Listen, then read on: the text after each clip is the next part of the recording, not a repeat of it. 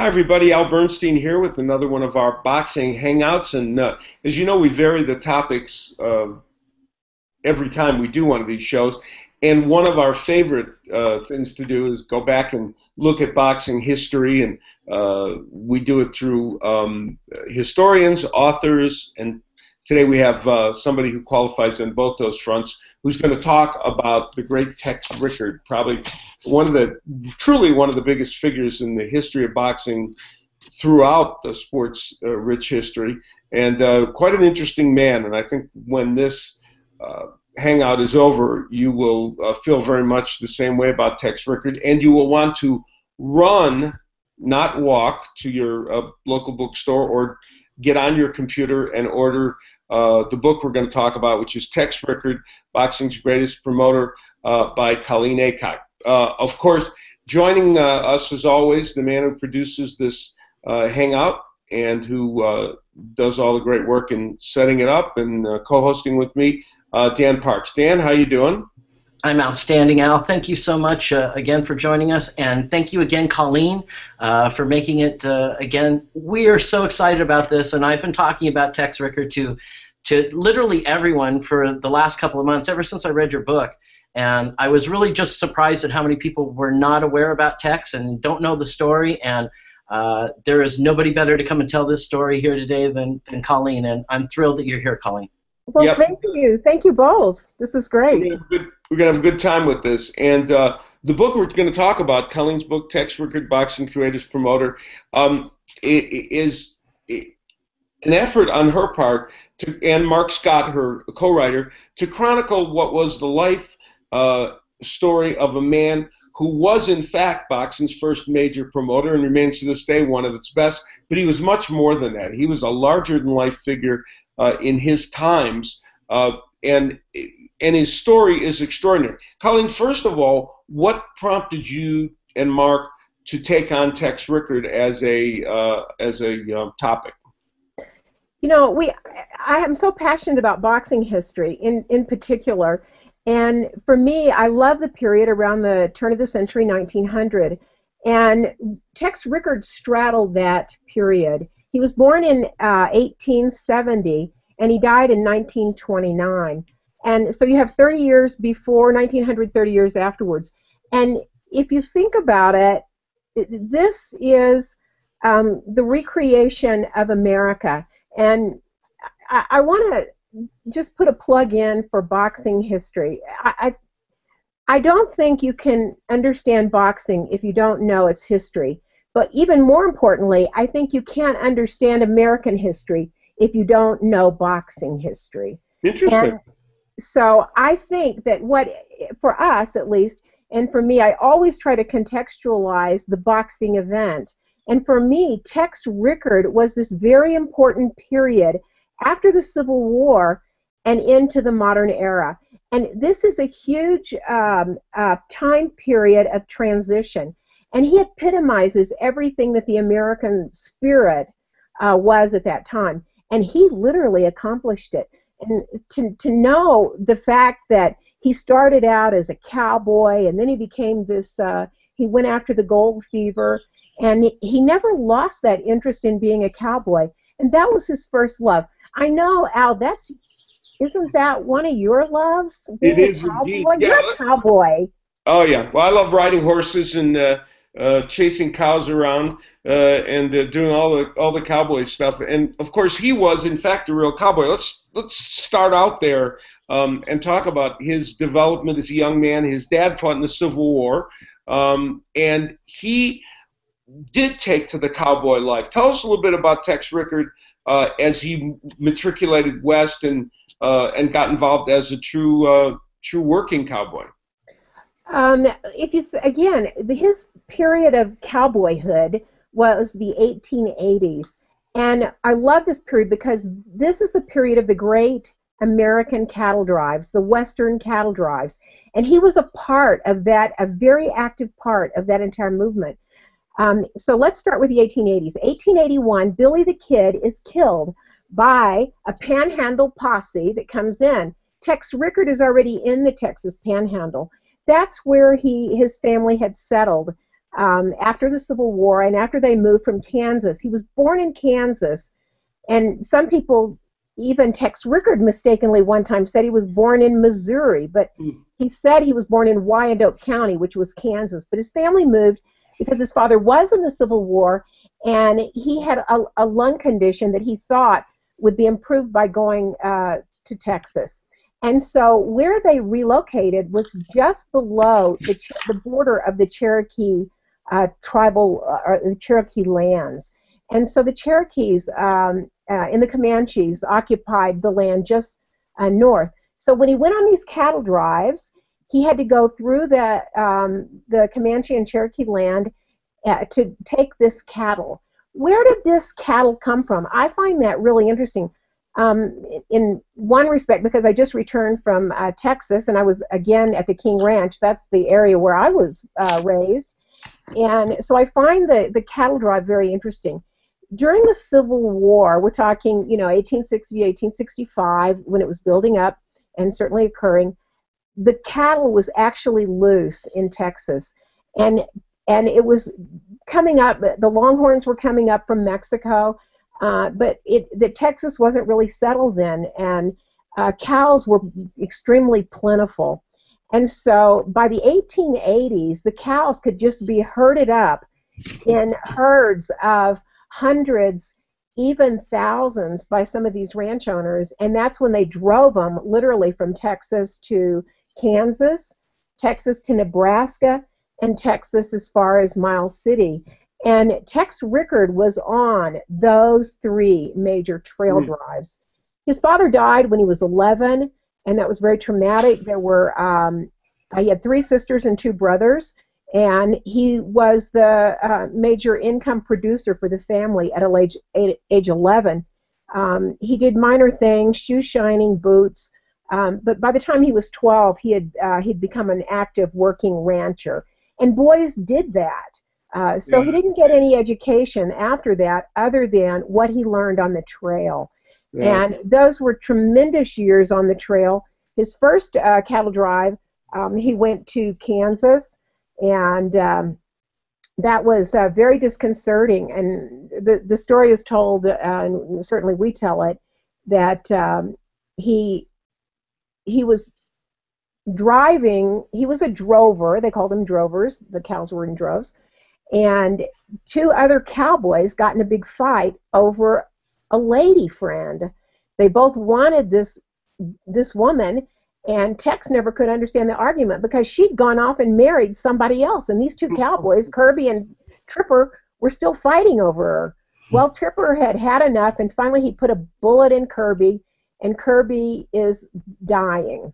So Tripper takes off, and they never hear from him again until later they find out he's gone to Chicago and started a saloon there.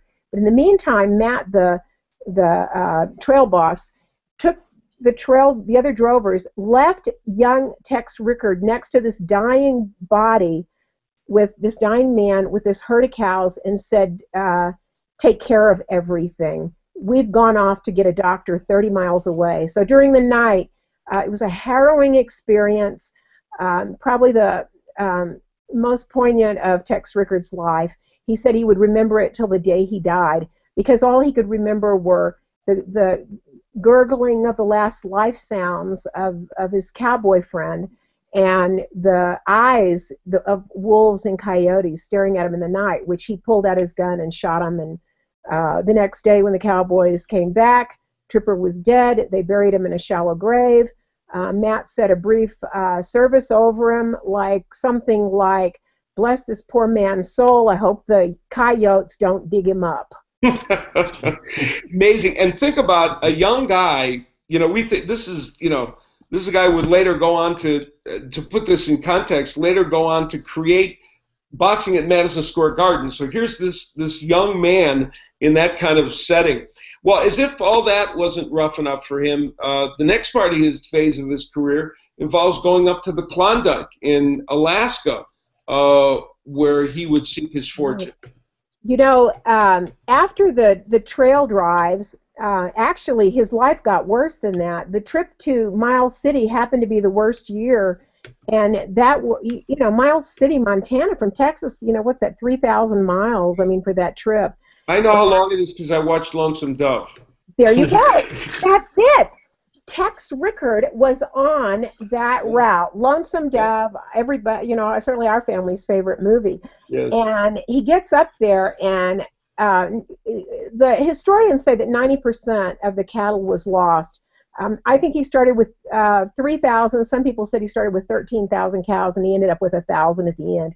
But he did make it back, and I just toured the Miles City, Montana, and there in the Montana Bar, if any of the viewers can get to Miles City, Montana, in the Montana Bar, you'll see the trailhead steers are mounted, the longhorns are mounted in that bar from those original drives. Yeah. It's an amazing place. It's still like that. Wow. Tex Rickard comes back and he gets appointed. All of these things are very important because on the trail drives, his boss would tell him, it's no use worrying about 100, you might as well worry about a million, because it takes the same amount of worry. That's a good lesson for him. And, you know, certainly he doesn't play it small, he plays it big, and that's what he's going for later on in life. But he comes back to Henrietta and he becomes the marshal. Just like all of his other Western friends who've been cowboys, they're appointed marshals or city sheriffs, just like Judge Roy Bean, Wyatt Earp, Virgil Earp. He is one of those, and he relishes that job, and he wears his badge, his marshal's badge, for the rest of his life under his suit. And so he's very proud of that. He marries a 19-year-old girl, the doctor's daughter. She had consumption, and her father did not, TB, and her father didn't want her to marry at that time. But they were madly in love. They married. He had a son. And in 1895, she dies in February, and their 3-month-old son dies 2 months later. So by the middle of June, he's lost everything. He's lost his wife, his son, the only son born to him, and he takes off, as many of the single men in a Depression era of that time did. They took the train to anywhere. He happened to end up in Seattle, and he and his friend Will Slack decided that they were going to go to the Klondike and strike it rich. And that's how that starts in 1895. So if you think about it, the big rush to the Klondike doesn't occur until 1897 and 1898, when 100,000 people try to make that trek. Only 30,000 can make it. So that in itself is really harrowing. But in Rickard, he was there 2 years earlier, so of course he had the benefit of the doubt. Yeah. I don't know if you have that map, Dan, that shows where the Klondike was. What they're trying to do is get from Seattle into Skagway. And again, in the research, I just told my family, I'm sorry, but we're going to Skagway. I've got to find exactly. This is what's so fun about being in my family, don't you think, Al? I mean, you get to go to these wild places and recreate times 100 years earlier. I would like you to adopt me, but I haven't been able to convince you. Of course, you know, I put them through all these other things too. And so if you want to, so there is a slide that I have that shows exactly how Tex Rickard had to go over an 800-foot pass with a 100-pound pack on his back. That's amazing, yeah. And they had to take, before they could be allowed in, they had to prove that they had at least 1 year of provisions. And there was an entire list. Most of them are ridiculous. Things like pots and pans. I mean, they're not really caring about a cast iron pan at that time. They're worried about the weight. Most of these people on that slide that you're seeing had to make a drop and had to take that pass 3 times before they could get all of their pack up to the top. And then after they got to the top, they had about 30 miles to go on a river. This was, in the winter. And he was warned not to go in the winter. This was a dreadful time to wait until the spring. but he was so encouraged. He was driven to get to the Klondike and as an adventurer and seek out his wealth. The first place he goes to is Circle City, actually, and there he finds that all the claims are taken. So he works as a bartender for a guy named Sam Bonifield, and that's the training that he got for being the big spender, the gambling in big terms. Sam Bonifield was known to gamble $72,000, as much as $100,000 on one poker game.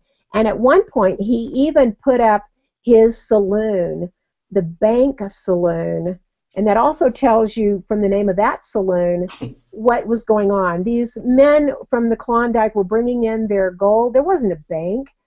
There were just saloons there, and working men and women, by the way. People forget that, after the saloon is set up, then come the prostitutes, and they're working too, and they're making the same trick and travels all over these same, with these same struggles.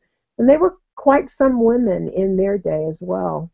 So he was involved in local government there as well, wasn't he?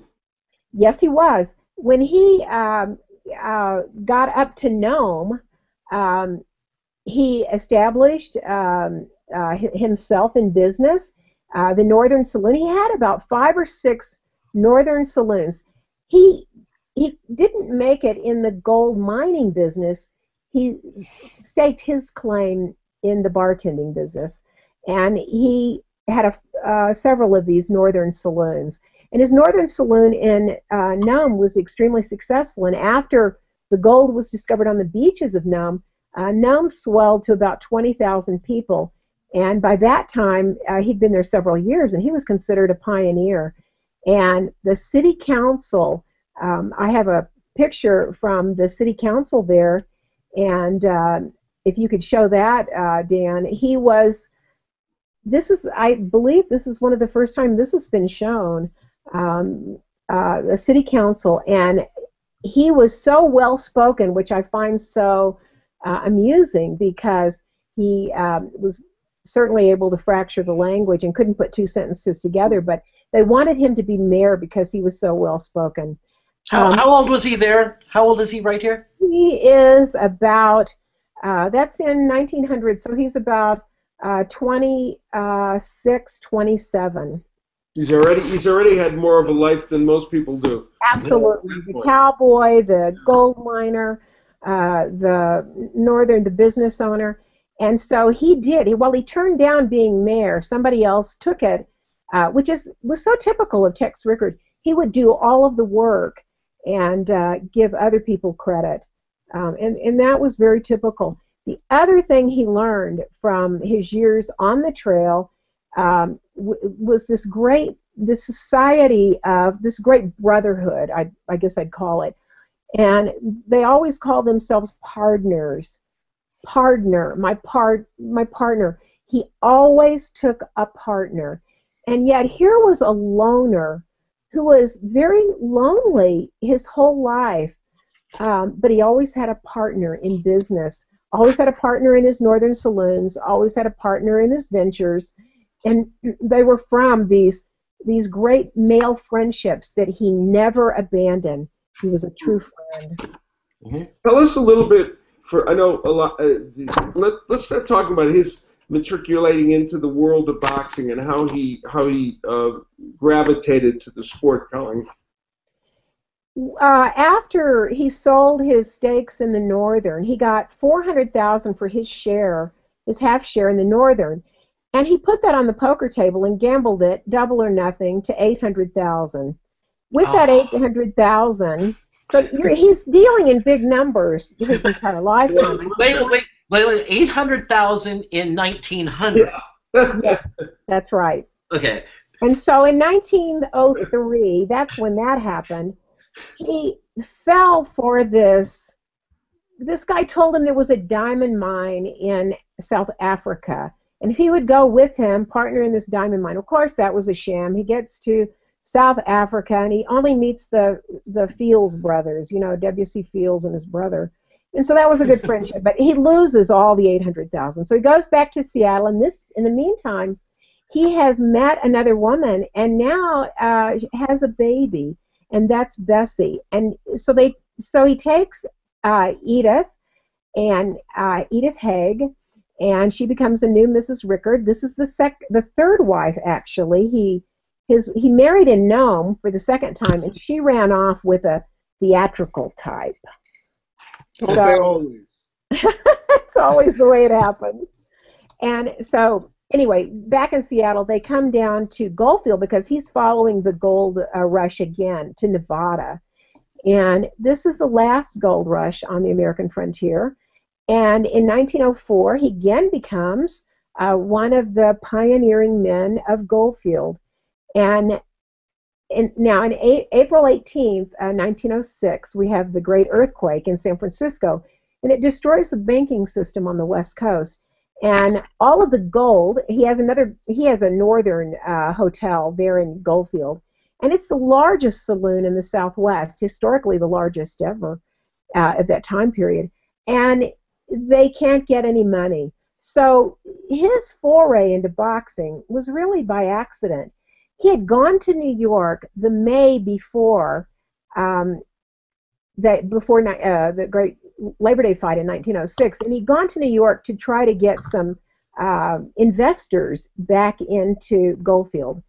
And while he was there, he saw the Britt McGovern fight, and he was just floored by that fight. So he wanted to put on the same show in Goldfield, and he invited McGovern. But when he sent a telegram to McGovern's manager, who was Joe Humphreys at the time, Humphreys didn't believe. He didn't know this guy. He thought it was a fake, and he didn't believe that anybody had that much money to offer for a fight. So he turned it down. But what I love about his philosophy was when he was arguing through this community of friends in Goldfield for what they were going to do, he said, look, everybody, what you guys don't know is that everybody loves a good fight. And he was just on the cusp of boxing. He had it all the way, and that became the joke. Then when he can't get McGovern and Britt, he advertises in the newspaper, and he sends an ad up to Salt Lake, and he advertises for a fight for $5,000 with a guy by the name of Clifford. He's gotten Clifford. And guess what? Battling Nelson takes him up, and Battling Nelson thinks, oh, for $5,000 I can do this really well. That telegram hit Goldfield. They went and got Rickard. Rickard said, oh my gosh, we have the chance to get Nelson. He fired it back up, said $30,000.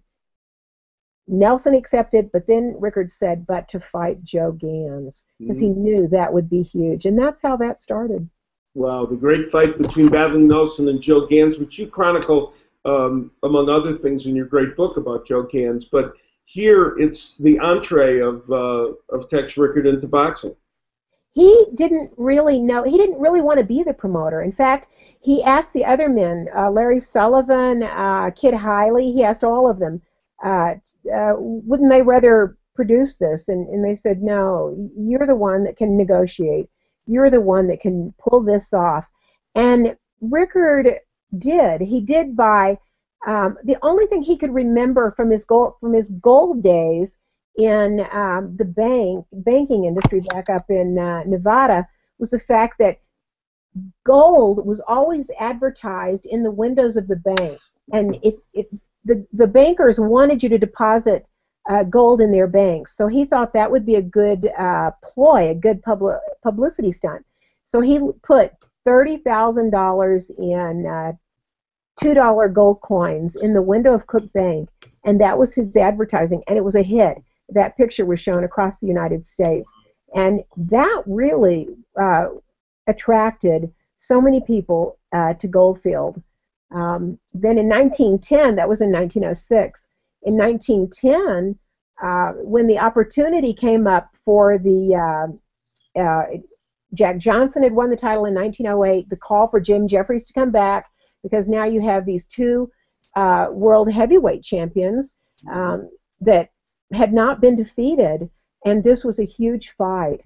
And the way he cornered that fight, the way Tex Rickard got that fight, was very, very interesting. He didn't want to do that fight. He didn't want any part of it. And he was in another part of Nevada at that time, and he was managing the affairs of Thomas Cole, another investor in the Goldfield area. And Cole said, I want you to go after that fight. I don't care how much money it takes. I want you to go after that fight. I don't think Thomas Cole knew that Tex Rickard was going to be playing with $100,000 of his money. Mm-hmm. But he went after the fight. And how he did that, I love this because I think this is where you get the first signing bonus. He knew that he had to get Jack Johnson on his side. He didn't have Jim Jeffries. So he went to Pittsburgh. I think Jack Johnson was in Pittsburgh at the time doing a theatrical engagement, mm-hmm. and he went and cornered him, and Jack Johnson said, well, you know, I'm needing some money. Rickard opened his wallet, pulled out two $1,000 bills and a $500 bill, and said, if you'll sign with me, I'll see that you get a fair deal. Jack Johnson had not had fair deals in the past. Yeah. When he fought Tommy Burns got $30,000. Jack Johnson got $5,000. Wow. He was going to get Tex Rickard. Title there. He was going to get Tex Rickard on his side, and he did. So I call that the first signing bonus. That's interesting. At the beginning of many such situations with boxing promoters. That fight, of course, was one of the great, most significant events in sports in the past century. And you can't start off much bigger and better than first that Gans-Nelson fight and then the Jeffries-Johnson fight. I don't think very many people know how much money was made from 1906 to 1910. Joe Gans sold his television rights in 1906, but he did make about $15,000. But in 1910, both Jim Jeffries and Jack Johnson made over $100,000 on that fight. That was in 1910. Yeah, it's a lot of money. I'm looking online right now. I was looking at 1900. Relative value of income, $1,000 would be equivalent of $22,900 today. Wow, that's amazing. The value of income or wealth could go up as high as $156,000. You throw around those numbers, it meant something back then. Wow. That's Mayweather money. Yeah, that's Mayweather money. Yeah, exactly. There you go. Money team. There you go. If you look at it. So Jack Johnson, what a character. I just love Jack Johnson. He wanted his money in gold coins too. Mm. So I think I shot you that picture, Dan, of he wanted his winnings in gold coins because he'd seen Nelson get all those coins, and he knew that $30,000. He wanted his money in gold. It looks like a little treasure chest. Yeah, and so that's what was given to him in gold. You know, Jack, wow. What I love, again, to go back to your comment, Al, about what it meant to be the promoter and to be behind the scenes, I think my enjoyment of the research for Tex Rickard was just seeing how all of these other boxers came into his realm and what he did to enhance their image. You know, I love Jeffrey Ward's book, Unforgivable Blackness, and I think that did so much to give so many people a start with the history of boxing. And he starts that book with Halley's Comet coming in and Jack Johnson coming down to lunch, being very upset because his trainer had woken him up to see a comet. And that's how that book begins. He says, I don't care. There are going to be so many more comets. I'm mad that you woke me up to see that comet. You know, there ain't going to be but one Jack Johnson. There are going to be a lot of other comets, but there ain't going to be but one Jack Johnson. And what people don't know is that who he was saying that to was Tex Rickard. Yeah, fascinating. He was having lunch with Tex Rickard and Edith, Tex Rickard's wife. And so from there on out, I love to see the pictures with Tex Rickard showing the finger, number one. He was referring to Jack Johnson. Wow. So with that great backdrop and all the rest of it, eventually, we all know of Madison Square Garden as one of the things your book does so well is chronicle that part of Tex Rickard's life. We know Madison Square Garden as the mecca of boxing for so many, many years, but he's the man responsible for really getting that going, isn't he? He really was. He left boxing. In 1911, he'd had so much of the controversy with Jack Johnson and the black and white racial relations, and he wanted out of it. So he went to South America, and he started another ranch. I didn't mean to get off on the ranch subject, but no, that's okay. And in fact, part of that story involves the former president of the United States, Teddy Roosevelt. Absolutely, that was so fun to research. Tex Rickard goes to Texas, back to Texas, my home state, and he can't find a ranch large enough. Now, this is in 1910 when he has $100,000, because he got $100,000 too from that fight. He has about that much money to invest in a ranch, and he can't find a ranch big enough. The King Ranch today is almost 1 million acres. So it's hard for me to understand. I went back, like I said, just in the last couple of weeks to the King Ranch, so I could get the feel for what 100,000 acres is like.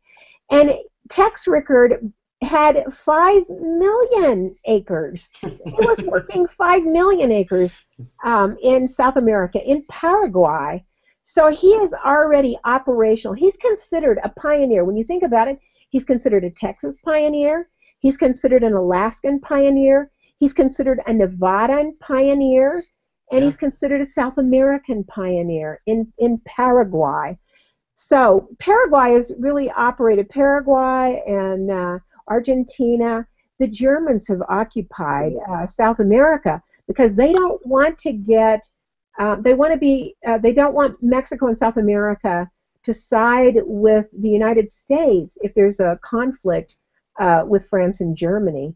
So this is all going on. This political scope is going on, and I find that very interesting.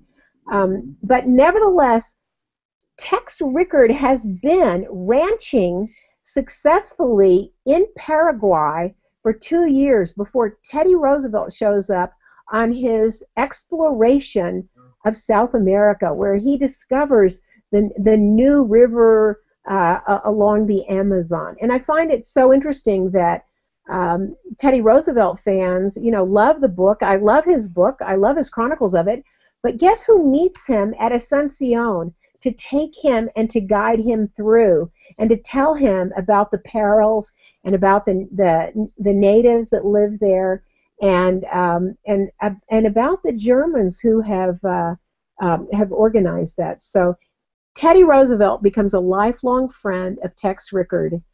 And I really wanted to, and if any of the viewers can find a connection with Teddy Roosevelt before this South American trip in 1913, I really searched for that. I wanted to find, I cannot believe that in Tex Rickard's trip to Miles City, Montana, that he wasn't close enough when that cattle drive, and perhaps I know that Teddy Roosevelt bought cattle from those drives for his ranch in North Dakota. So he could have met him there, but nevertheless, think about that. Rickard is showing Teddy Roosevelt the way in South America. Yeah, that's awesome. And really, it's a life story that, in addition to this great book, it begs for a film. And who knows? I'm sure somebody ought to buy the film rights to your book and create a great masterpiece that way. Let's move on to some of the major boxing stories then, when he became such a great promoter, moving past that period, and as we said, created, among other things, the Madison Square Garden boxing story. Madison Square Garden was going under. By the way, the venture failed in South America. He was working for an outfit called the Farquhars in London. He was financing a lot of the cattle business for them. And with World War I and Germany, obviously there was something going on. In the book, I posit, you'll just have to read the book, but I posit the fact that I believe that Teddy Roosevelt was doing a little bit more than just a scientific experiment on the bugs and birds of the Amazon. I think he was there also to find out where the Germans were. Yeah. Certainly the Germans, when the meat shortage came about, Rickard was called upon by the U.S. government and the British government to try to get some of that cattle out of South America to give it to the troops in Europe. And he tried twice to get that out, and the Germans prevented him from doing that. So that was quite an adventure, too. So he leaves South America, and he goes back to New York. And he spends some time in London and some time in New York. I think they were trying to decide where they were going to settle. And he goes back to New York, and he discovers, he didn't even know that Willard had won the title. And so when he found out that, I think the boxing bug bit him again. Mm-hmm. And so from there, he said how much he asked Ike Dorgan and the newspaper guys, how much would it take to get Willard into the ring? And Dorgan told him he thought it would take about $70,000 to get Willard in the ring. And so there you have the Willard-Moran fight. And that's what did it. And from there, and actually, he has to rent Madison Square Garden from Jimmy Johnston. Jimmy Johnston saw a cash cow right from the get-go. And while Madison Square Garden was renting about $1,000 a night, Rickard was forced to pay $15,000. So he determined right then and there that he needed to get control of Madison Square Garden. Madison Square Garden, before Rickard was about to fall.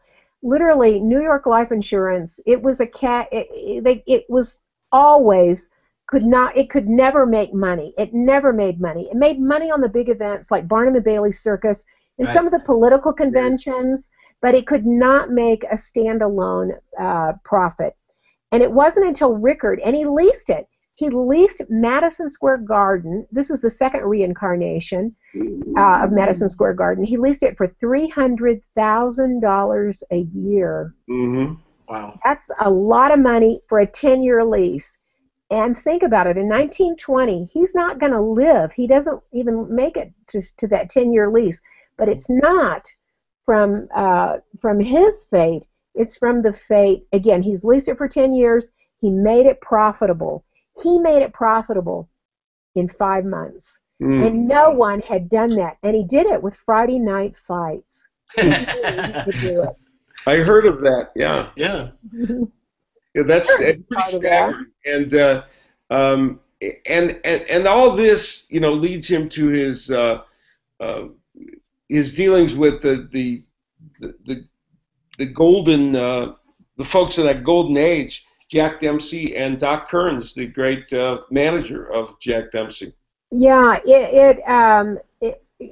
again, that is that transition through there. When Madison Square Garden, when the rug got pulled out from under him and the lease was broken, he said, I'm going to save this, and I'm going to save Madison Square Garden for boxing. And that's what he did. He took $5 million, again, not of his own money, but he got his 600 millionaires together and made a new corporation, and he built that for boxing, Madison Square Garden. But then he had Dempsey, and he had the golden age of the 20s. Dempsey was not first liked by the public, and in fact, Tex Rickard used him as the villain in the Dempsey-Carpentier bout. He was thought of as a slacker, right, in terms Absolutely. of army. Dempsey had not gone to serve in the war efforts, and Carpentier had. So Carpentier was seen as the good guy. And it was the first time, we had really Americans not rooting for an American. Yeah. And that was very different. Rickard played that to the hilt. Dempsey Dempsey got $300,000 for that. Carpentier got $200,000, but it was the first $1 million gate. Wow. And from that point on, Rickard was on a roll. That first $1 million, that was the hallmark of $1 million for Americans. People were, but you know, again, I go back. Rickard, the kind of guy that he was, he lost $1 million before he won $1 million. And his failures, his wives dying, his children dying, whenever the rug pulling, you know, out from under him of Madison Square Garden, whenever something great happened, the rug got pulled out from under him. And of course, we know what happened right after that Dempsey-Carpentier fight and the $1 million. You know, he builds the largest swimming pool for that Madison Square Garden, and that was his demise, because in this was the largest swimming pool in the world. Again, it was another attempt to make Madison Square Garden profitable, and he gets sexual assault charges filed against him from the girls from that swimming pool. So that was one of the most critical parts of Tex Rickard's life. He actually was thrown into, for that trial, 8 days into the tomb. So if you can imagine his pride, his damaged pride. Here he was, a lawman. He wore that badge, for, as far as I know, until that date. And he was so humiliated. He won the lawsuit, but he threw in everything he had for that. And I'm sure, I don't, you know, I can't say I wasn't there, but lawsuit after lawsuit, as you know, lawsuits were filed against anyone who had any money. They were filed against Dempsey. Dempsey got so sick of the lawsuits he didn't even want to box again. Rickard had a lawsuit against him almost every day once he got control of Madison Square Garden. You know, we all know the lawsuit that was filed on the interstate trafficking law with Jack Johnson that virtually did him in. A similar lawsuit was filed against Tex Rickard for interstate trafficking of fight films. So he was always fighting something in court. Yeah, and at the end of the day, a lot of that took its toll on him, didn't it? It really did. I think that took its emotional toll, and I don't believe he ever got over that. At the same time, he was fighting that and building Madison Square Garden. He was so proud of this new Madison Square Garden. The old garden couldn't seat all the people that he wanted to seat. The new one was built for boxing. It was his centerpiece, and it could seat 17,000 people on a regular basis and up to 24,000 people. And he wanted that to be the most glorious ring. In fact, he built the ring with all brass. He had lights flashing. The 4 lights on the corner post would flash 10 seconds.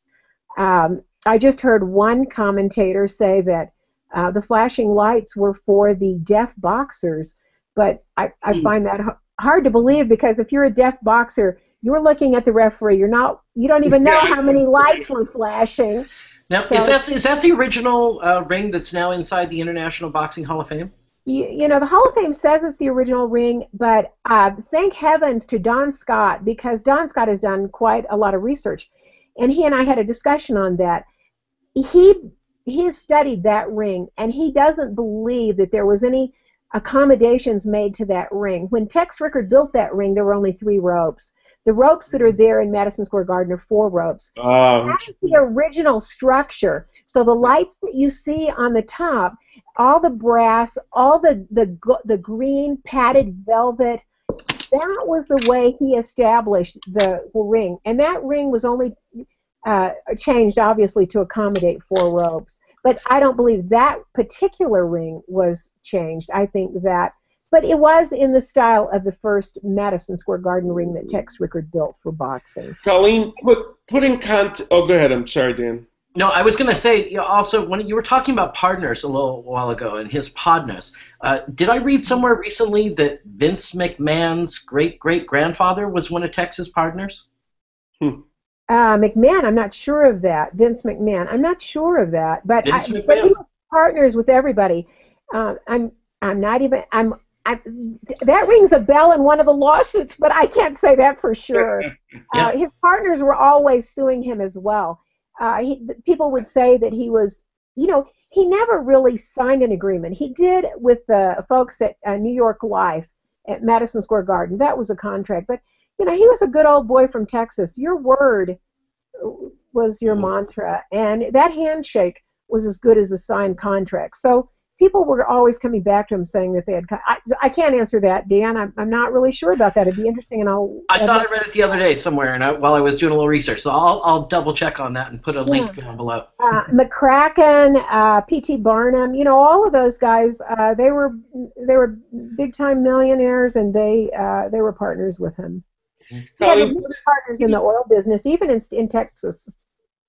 Colleen, put in context as we close this out. Put in context the effect of Tex Rickard and how we should see him as a figure in boxing. It seems to me that for the most part he's got to be in the top 3 or 4 or 5 figures that have shaped the sport. Period. I truly believe that he did shape boxing in the 20th century. If you think about it, we wouldn't have had the $1 million gate. We would have had it, but not so soon. We don't see those $1 million figures. The 1 million repeatedly, the second 1 million, the $2 million gate. And think about it. It's only with prize fighting in those days. That's why I have to give credit to boxing and to Tex Rickard as a boxing promoter. Would we have had professional sports and the kind of fashion that we do today had it not been for these early workings of Tex Rickard? Certainly we wouldn't have had. He founded the New York Rangers, the hockey team. They won the Stanley Cup. He got to see that.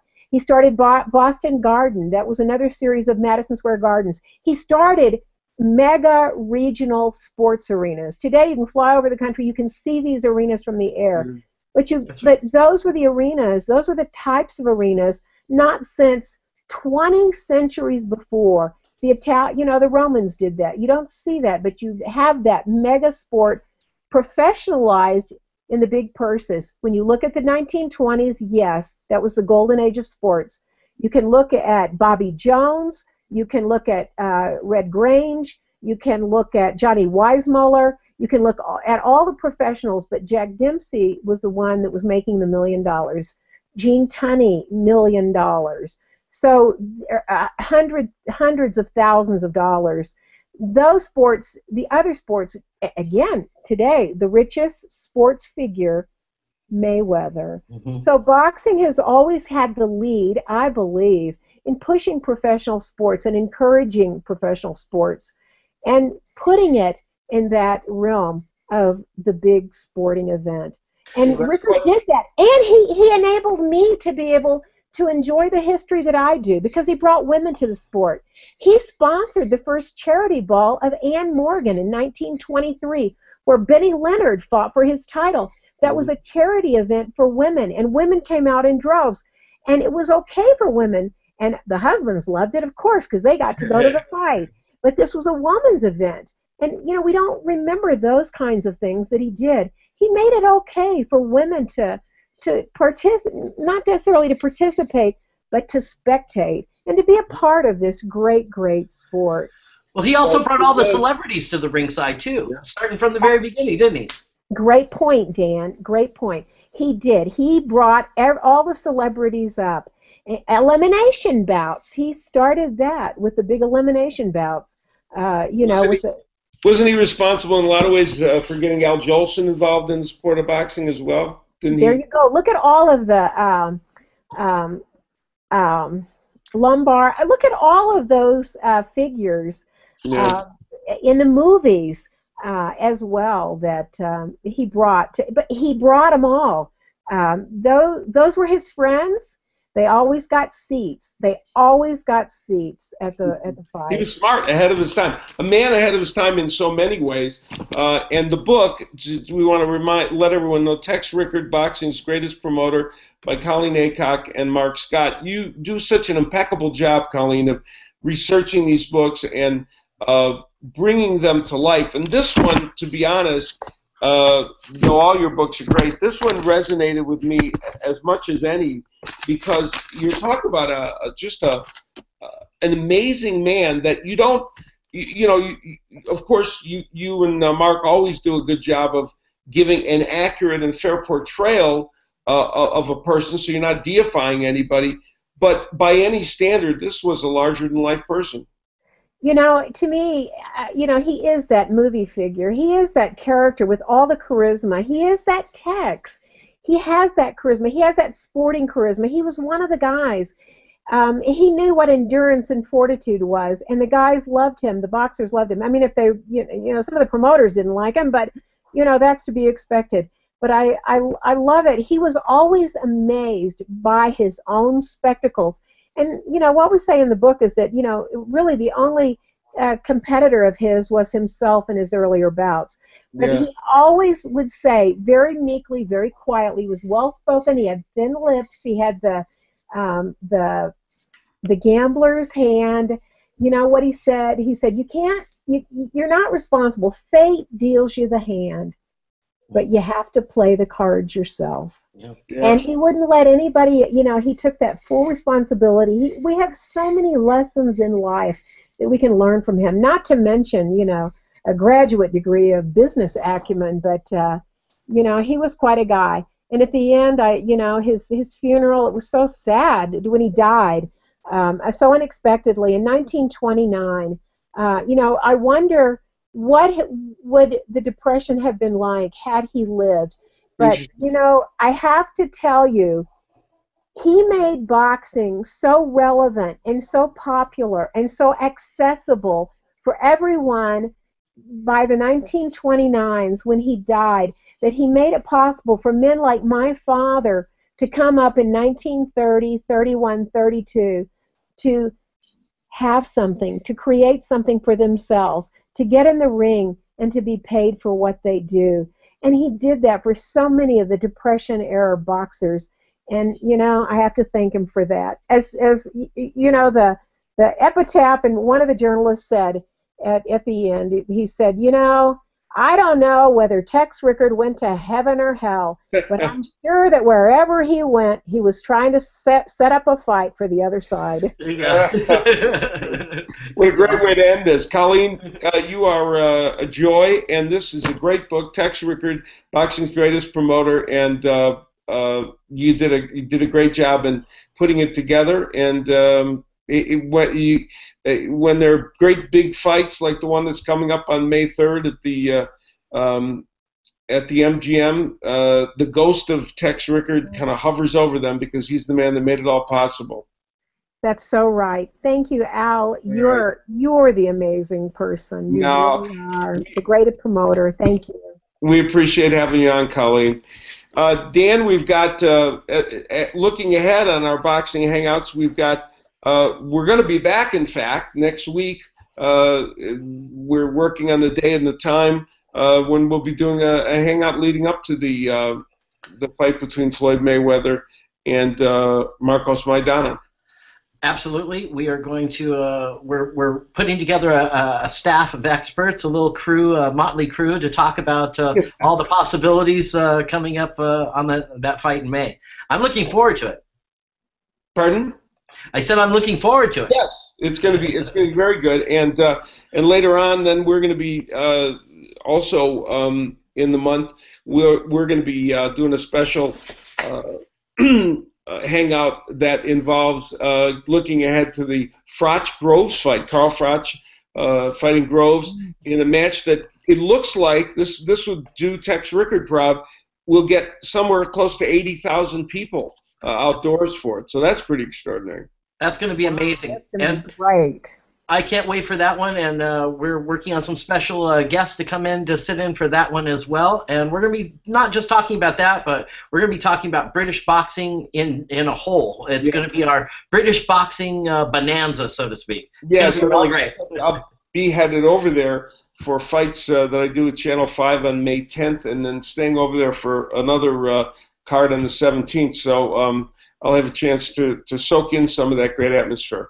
Well, we really appreciate everybody joining us. Our thanks to Colleen Aycock for her great work on this show and for producing the book Tex Rickard, Boxing's Greatest Promoter.